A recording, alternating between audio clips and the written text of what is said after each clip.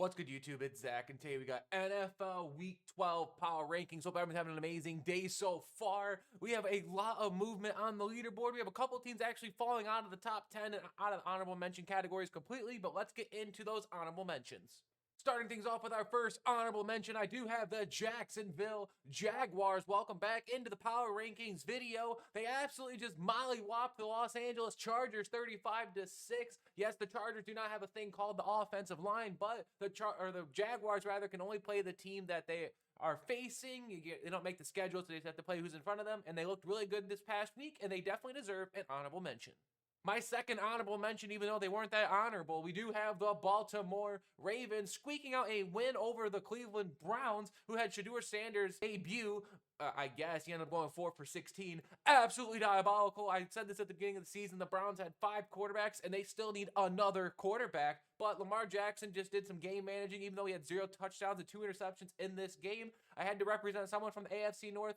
I mean, the Steelers had a pretty good week, but I'm going to give it to the Ravens just so slightly. Funny enough, the other and final honorable mention, I do have the Los Angeles Chargers. It was between them and the Steelers, but I do believe if the Chargers played the Steelers right now, they would win, especially with the Aaron Rodgers wrist injury. Sorry, Steelers fans, we might be able to get you back in here next week. Yeah, like I said, the Chargers played really bad this past week. They are still 7-4 and still almost a lock to get into the playoffs as long as they don't have an absolutely diabolical collapse to end the season. Jim Harbaugh is going to get these guys ready for next week, even though they're on the bye, so the week after, rather. Hopefully, they get Omari and Hampton back. But Chargers, they deserve the final honorable mention spot. And now we get into the top 10. Coming at number 10, I do have the Detroit Lions kind of falling 5 spots from last week. This is just because their offense looked like doo-doo butt cheeks if their name wasn't Jahmyr Gibbs in the passing game. They couldn't run the football. Jared Goff can just prove time and time again he cannot win big football games. When will Lions fans actually listen to me when I say you guys can win the division, you might win a playoff game, but when it comes NFC Championship or Super Bowl, Jared Goff is not the guy. You guys are going to have to go get said guy to win those big-time games. So Lions come in at number 10. At the number 9 spot, this could be seen a little bit low, but let me explain myself. I do have the Green Bay Packers just above the Lions here. They did beat the Lions, I believe, earlier in the season, and to be honest, the Packers are just not really that healthy right now, but I do believe if these two teams played, the Packers would get the advantage just because of that defense. Micah Parsons is probably going to be able to, give Jared Goff some cause of concern. But Jordan Love was injured in the game. Josh Jacobs, obviously Tucker Kraft is out for the year. And Romeo Doubs got a case of the drops right now. Absolutely insane, by the way. Go look at some of those drops if you haven't already. But Packers are coming at number 9. At the number 8 spot, we have a team taking another big dip. We have the Seattle Seahawks, guys. I am a Vikings fan. I am rooting for Sam Darnold, but this is what I was saying when I made the Seattle Seahawks prediction video at the beginning of the season. If you haven't seen it, go back and watch it because my point is still standing valid. Sam Darnold will be able to do really good for the first 14 games. However, if there's a big-time situation like this one, it was against the Los Angeles Rams, where if you win the game, you're in first place in the division, almost first place in the NFC, and then he just completely crapped the bed. I believe he had 4 interceptions in this game. 3 of those interceptions happened within like a 10-minute span. Absolutely diabolical, but the Seahawks are still a top 10 team for now. But Sam Darnold, you really got to shape it up when it comes crunch time. Is this really the world that we're living in where I have to put the Chicago Bears in at the number 7 spot? Caleb Williams and J.J. McCarthy both played like doo-doo butt cheeks in that game last week. They both went 16-32, but Caleb Williams did not turn the ball over. And the Bears have this thing called an offensive line. As a Vikings fan, I envy you for that. Their defense is always going to be at least league average because the Bears, in order for them to be a good football team, they have to have a really good run game and a solid pass defense. I mean, the run defense is always going to be questionable, but Caleb Williams just needs to be able to manage some games. Yes, he needs to have some spectacular moments here and there, but this is just more about establishing the run game. Kyle Monangai struggled this past week, but DeAndre Swift is continuing to prove me wrong. I thought he was just about done in Chicago, but keep it going. And Bears at the number 7 spot, leading the NFC North. The apocalypse is now. Coming in at the number 6 spot, welcome back. We do have the Buffalo Bills led by Josh Allen. That guy is a grown man. Don't get his 2 interceptions, though, this past Sunday where they beat the Tampa Bay Buccaneers. Josh Allen, 3 rushing touchdowns, 3 passing touchdowns. He is the last quarterback to do that since, you guessed it, Josh Allen. And, yeah, this team's only going to go as far as Josh Allen takes them. James Cook really couldn't get the running game going in this one, and their defense just needs to be able to get a couple stops here and there. I'm talking like 3 or 4 stops throughout the whole game because Josh Allen will take this team down the field if 3 Bears, literally actual Bears, not the Chicago Bears, if 3 Bears were running after him, he's going to get them down the field somehow. But the Bills are just outside the top 5 for now.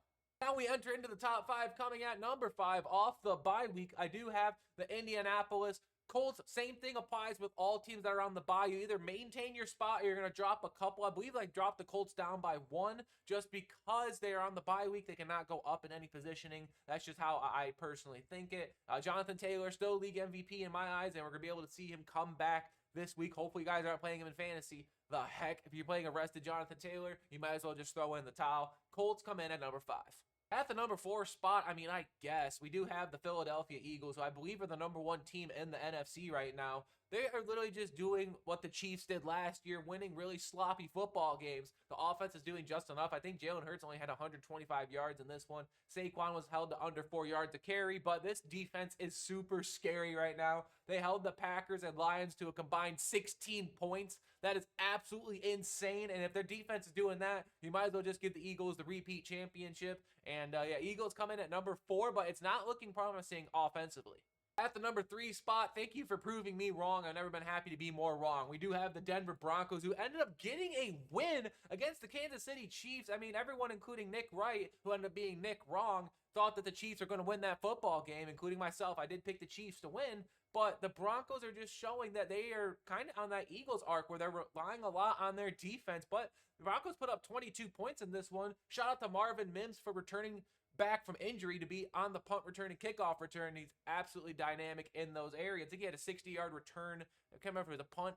Probably a punt return if I were to guess. But yeah, the Broncos are coming in at number 3. This defense, led by Nick Benito, is probably the scariest thing since that Super Bowl 50 run.